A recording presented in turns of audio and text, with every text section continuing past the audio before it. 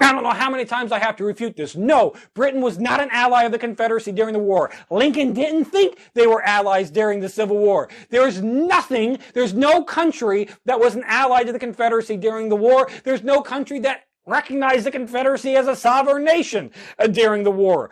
Didn't happen. Now, was Britain selling guns and munitions and supplies like wool and all of that, textile goods to both sides during the war? They sure fucking were, because they were neutral. But again, I have to stress, it's not the British government doing it, it's private entities. And all these private entities, any subject of the British Crown is subjected to the Foreign Enlistment Act of 1819, which basically says you can't, even a private entity, cannot sell a boat and arm that boat to any entity that is fighting one of their allies. Because guess what? The United States is an ally of Britain.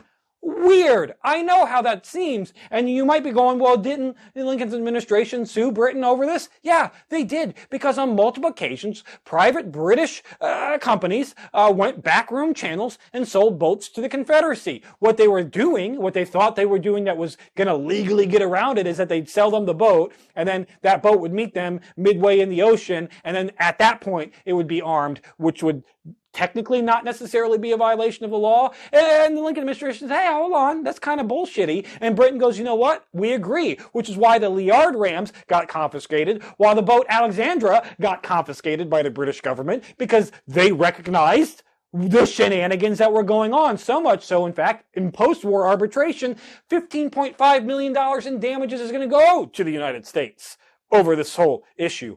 But even that said, that doesn't mean Lincoln thought that they were allies. It doesn't mean Britain was allies. They fucking weren't. The Crown wasn't. It's just private entities like a Walmart doing shenanigans like Walmarts always do. It's not a hard concept. And as far as guns and munitions, more of that was sent to the Union. The Union and Britain were very close allies at that point in time. Britain depended on us for our grains, which we continued to give them. And we still bought a shit ton of manufactured goods from them, including Enfield, rifled muskets, and munitions.